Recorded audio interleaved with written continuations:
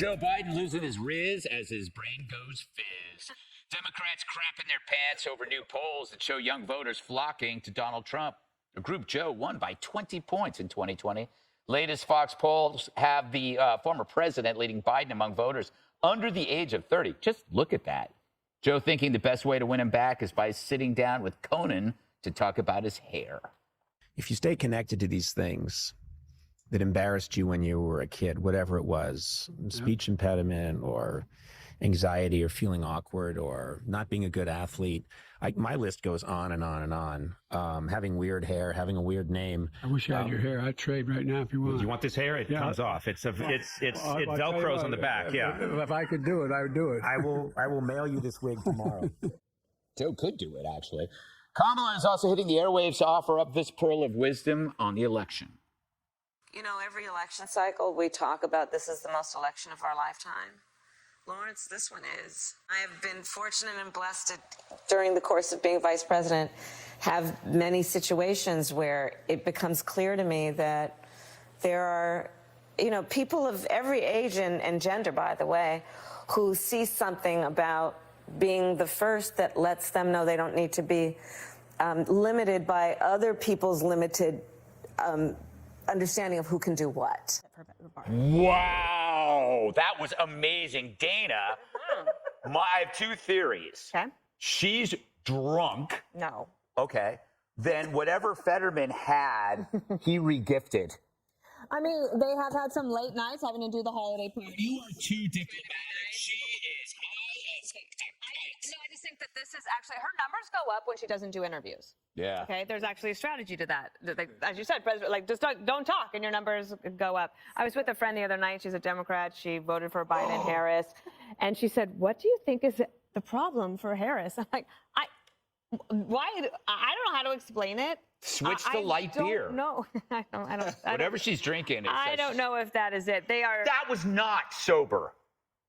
I'm not drink shaming. I'm just saying, I'm trying to give her an out here because that made no sense. I think that this is very reminiscent of all the other times she's done interviews. Think about the space interview, right? Yeah. The space and the word salad. I can't remember that one word she repeated 20 times in one sentence. Yeah. The run-on sentence. And what I thought was interesting is that Lawrence O'Donnell didn't even try to help his sister out. Mm-hmm. He doesn't try to interrupt and say, let me before I let you go, let me ask you one more question that he thinks she can actually nail. Yeah, passage of time. You know, it's weird. It's like she's not learning on the job. She's unlearning on the job, which is a first. Harold, I want to go to you. I'll try not to embarrass you too much. Do you think young people are catching on that equity and identity doesn't create a future, that pronouns don't lead to property? You can't raise a family on reparations and an oppression filter. Do you think they're catching on to the destructive ideas of the Democratic Party that you seem to defend every day as a known communist? So investing in America is up. Prices are coming down. Corporate profits are up. Every barometer about how profits? Well, I'm out of here. corporate profits are up.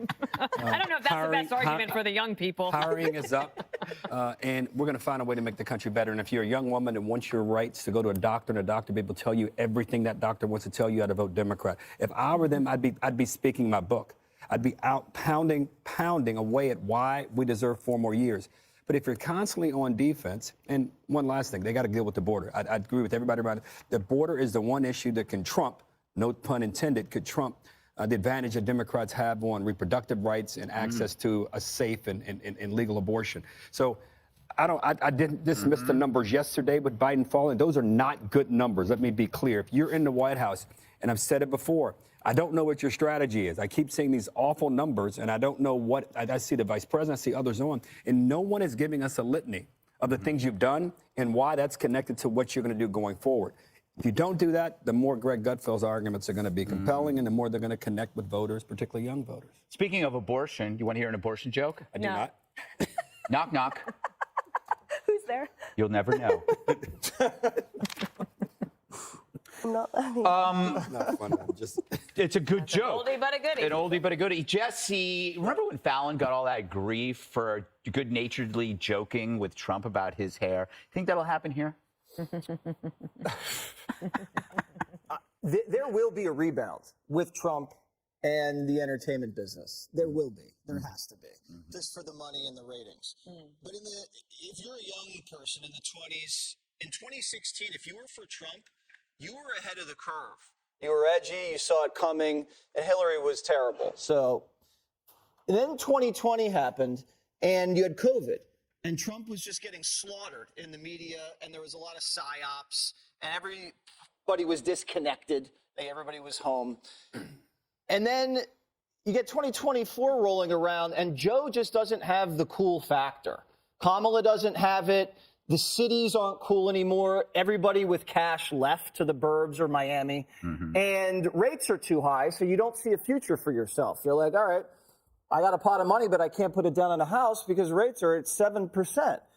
And then the identity politics and the gender stuff, if you're a young guy or even a young girl, you're like, this is just crazy. Especially with the girls playing the boys' sports. It's just crazy. And so now you don't look at a guy like Trump as this kind of radioactive and saying, he's normal now. He's normal, and Joe is the nut job who is like can't walk. Yeah. So and then Kamala, she's not an asset.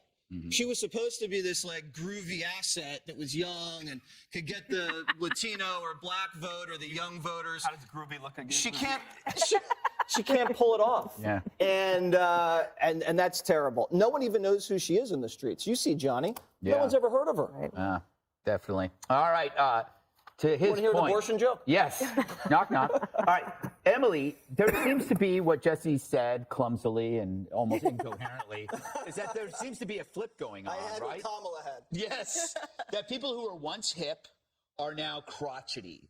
And the people that they used to make fun of for being out of touch are now cool and interesting to young people because they're rebelling against this bizarre identity conformity. And that the entire time, what they perceived as cool was a whole farce. The reason people don't know who Kamala is because she doesn't know who she is. This is a total case of the emperor's new clothes as we sit here watching her engage in her word salad and her just absolute lack of any sense whatsoever. Those of us common sense Californians who lived in San Francisco while she was DA and in California while she was an attorney general and then senator, we've seen this from the beginning.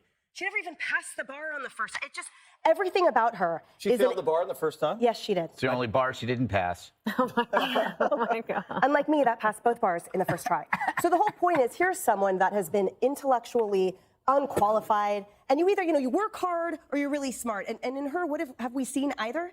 We've seen no accomplishments whatsoever. But the point is that this administration shoved down everyone's throats why they should think she is hip and cool and blasting through ceilings, and why Joe Biden was hip and cool and should listen to the left. But the fact that they're not ideologues, they are just virtue signalers, is now reflected in everyone leaving. So this New York Times Siena poll just this week, this July, they voted overwhelmingly for Biden over Trump, 18 to 29 years old. Now they're voting overwhelmingly for Trump. Who do they trust more with Israel and Palestine? Trump. How many percentage do they find is disfavorable? They look disfavorably upon the president. Overwhelming majority, almost 75%. Because the whole point is he isn't sticking to his guns. He had no guns in the first place. He just said what he thought they wanted to hear by propping up a TikToker, by saying something cool, by saying really racist comments that they sort of pushed under the rug. So at the end of the day, we are seeing him for his true stripes and Kamala for their true stripes, which is absolutely worthless, and Trump for his true stripes. He's always been radical. He's always been not a politician. That's what drew people to him in the first place. And the biggest difference, too, is he listened. All right. There you go. Take a breath now, Emily. I can breathe.